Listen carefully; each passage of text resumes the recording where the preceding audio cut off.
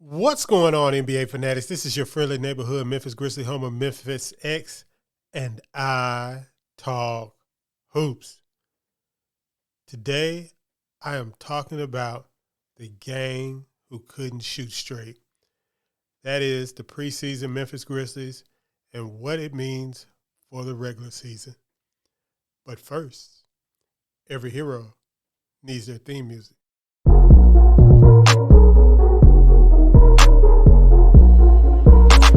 KeyAno. Grizz gang, go hard. Baddest in the game, we be on one. I talk hoops so secure. All up on the court, but we gon' score. Memphis bringing heat straight from Tennessee. Demorous back and let's go more. He that MVP. Well, I advise any fan, any basketball fan, especially an NBA fan, do not get too high or too low about preseason basketball. Yes, there are certain things you can take out of it, like the rotations, players being in shape. Maybe if somebody did something new or anything like that, or if a player just looks different, or, of course, the killer dealer is injuries. But other than that, preseason should be taken with a grain of salt. I mean, of course, you can do some inference from young players, but mostly veterans, you don't even know if they're taking preseason seriously or not, or what they're actually using preseason for. It's like a live fire exercise. But yet and still, one of the things that did disturb me about the Memphis Grizzlies was their inability to hit three-point shots.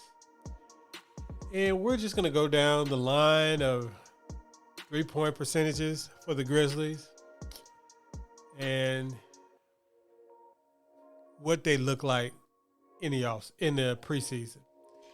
So we had Ja Morant. He shot 23.1% from three on 3.3 attempts in 26 minutes. Of course, he's supposed to have a better three-point shot this year, and it didn't show up in the preseason.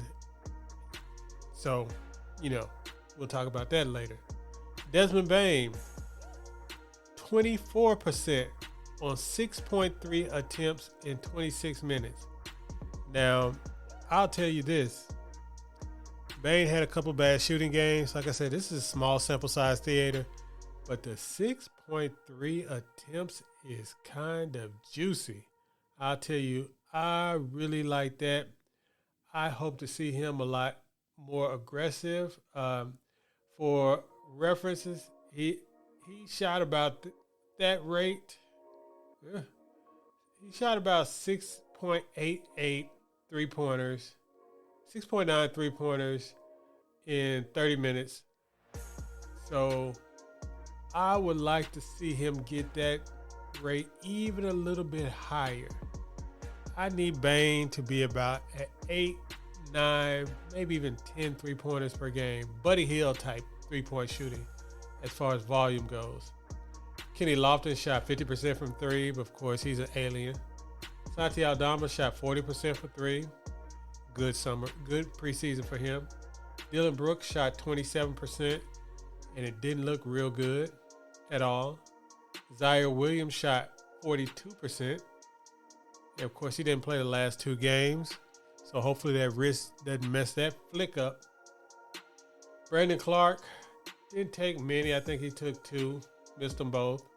David Roddy, 26%. Jake LaRavia, 20%. John Conchar, 36% on 3.5 attempts, which is real good for John Conchar. Now, he only played 22 minutes. Last year for the Grizzlies, in 17 minutes, he only took 1.75 threes. So his volume is a little bit higher, and that's what it needs to be. It needs to be climbing up. It needs to be even higher. Xavier Tillman didn't shoot any threes. That's disturbing. Tyus Jones, 22%. Kennedy Chandler, 17%. So that's basically Vince Williams, 40%. But, of course, he didn't play that much. So that's basically all the Grizzlies. And as you can see, they were very, very much lacking from the three-point line. And really, I don't worry about Desmond Bane. The rookies might be a little worrisome. Ja Morant, I think he's going to at least get up to 34, 35% again this year. But we really need one of the rookies to shoot decently, and I mean 35% from three-point range. Whoever's in the rotation needs to shoot well. Needs Santi Aldama to shoot well. He started out gangbusters. Didn't really do too well the last couple of games. I'm glad we didn't see Steven Adams take any threes. Didn't want to see that. But really need to get guys like John Conchar needs to be about 37%, higher volume. Desmond Bane is going to be Desmond Bane. And really, that's what my number one gripe is about the preseason. The shooting was kind of suspect, and we really need some shooting, especially with Jaren Jackson out. We can't have a letdown in shooting.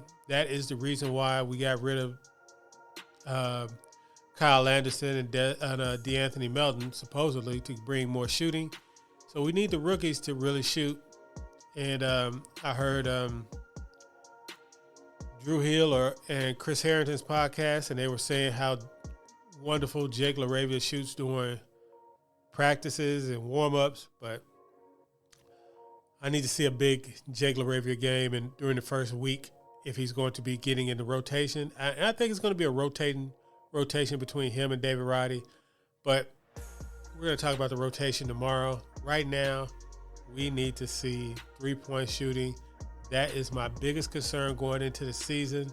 Half-court offense faltering because of lack of three-point shooting, because we've already seen what teams are going to do. We saw it at the end of last year.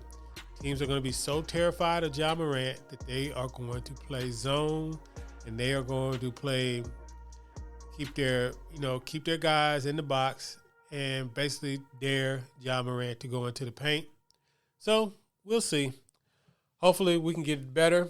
It is the last weekend before the NBA season starts. The Grizzlies start Wednesday. The NBA season kicks off Tuesday.